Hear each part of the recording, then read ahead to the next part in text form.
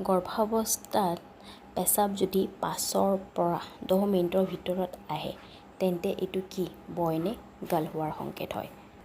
নমস্কাৰ বন্ধু বান্ধৱীসকল, আপোনালোকক মোৰ চেনেল অসমীয়াত ঘৰুৱা দিহা বাই চন্দ্ৰকলালৈ স্বাগতম জনালোঁ। বন্ধু বান্ধৱীসকল, আজিৰ এই প্ৰেগনেঞ্চিৰ ভিডিঅ'টিত আমি জানিম গৰ্ভাৱস্থাৰ সময়ছোৱাত যদি এজনী গৰ্ভৱতী মহিলাৰ 5ৰ পৰা 10 মিনিটৰ ভিতৰত যদি পেচাব আহি থাকে তেন্তে এইটো কি এটা ল'ৰা নে ছোৱালী হোৱাৰ সংকেত হয় নেকি, তাৰে বিষয়ে আজি আমি এই ভিডিঅ'টিত জানিম। ঠিক আছে বন্ধু বান্ধৱীসকল, ভিডিঅ'টি আৰম্ভ কৰাৰ আগতে যদি আপোনালোকে মোৰ চেনেললৈ নতুন হয় তেন্তে মোৰ চেনেলটো ছাবস্ক্ৰাইব কৰি তাৰে ওচৰত থকা ন'টিফিকেশ্যন বেলখন প্ৰেছ কৰি অল কৰি থৈ দিব, যাতে মই আগলৈ এনেকুৱা টপিকত ভিডিঅ' আনিলে আপোনালোকে প্ৰথমতে ন'টিফিকেশ্যন পাই যায়। আৰু যদি আপোনালোকক মোৰ এই ভিডিঅ'টি ভাল লাগে তেন্তে এটা লাইক কৰিব, লগতে বন্ধুবৰ্গলৈ শ্বেয়াৰ কৰিব। ঠিক আছে, তেন্তে আহক এতিয়া আমি ভিডিঅ' আৰম্ভ কৰোঁ।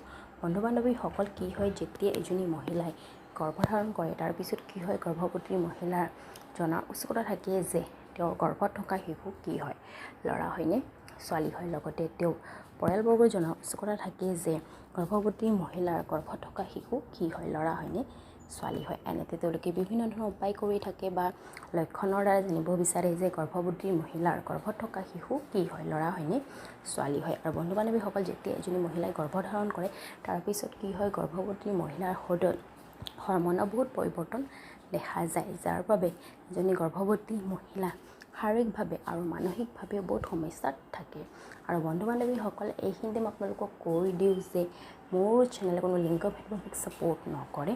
মই ভিডিঅ' বনোৱাৰ উদ্দেশ্য এইটোৱেই যে কিছুমান গৰ্ভৱতী মহিলাৰ যিটো জনাৰ উৎসুকতা, সেই উৎসুকতা কম কৰাৰ কাৰণে মই ভিডিঅ' বনাওঁ, বাকী মোৰ একো উদ্দেশ্য নাই। আৰু বন্ধু বান্ধৱীসকল চাওক, কোনো লক্ষণে 100% সঠিক নহয়, আপোনালোকে 80% বা 90% গেছ কৰিব পাৰে। আৰু বন্ধু বান্ধৱীসকল, যিসকল গৰ্ভৱতী মহিলাই মোৰ এই ভিডিঅ'টি চাই আছে তেওঁলোকে এই ভিডিঅ'টি তেওঁলোকৰ যিটো গৰ্ভাৱস্থাৰ জাৰ্ণি, সেই জাৰ্ণিটো আনন্দময় বা এনজয়ফুল কৰিবৰ কাৰণে চাব পাৰে, নাকি ল'ৰা ছোৱালীৰ মাজত ভেদভাৱ কৰি। ঠিক আছে, তেন্তে আহক এতিয়া আমি জানো গৰ্ভাৱস্থাত 5ৰ পৰা 10 মিনিটৰ ভিতৰত ইউৰিন বা পেচাব অহা কিহৰ সংকেত হয়, ল'ৰা নে ছোৱালী।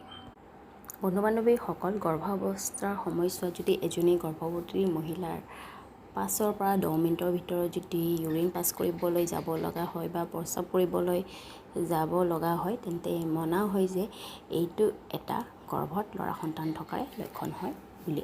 গতিকে বন্ধু বান্ধৱীসকল, এয়া আছিলে গৰ্ভাৱস্থাৰ 5ৰ পৰা 10 মিনিটৰ ভিতৰত বাৰে বাৰে পেচাব কৰিবলৈ যোৱা কিহৰ সংকেত হয়, ল'ৰা নে ছোৱালী। তাৰে বিষয়ে যদি আপোনালোকক মোৰ এই ভিডিঅ'টি বা জানকাৰী ভাল লাগিছে তেন্তে মোৰ ভিডিঅ'টি লাইক, শ্বেয়াৰ আৰু কমেণ্ট কৰি জনাব। ঠিক আছে, ধন্যবাদ।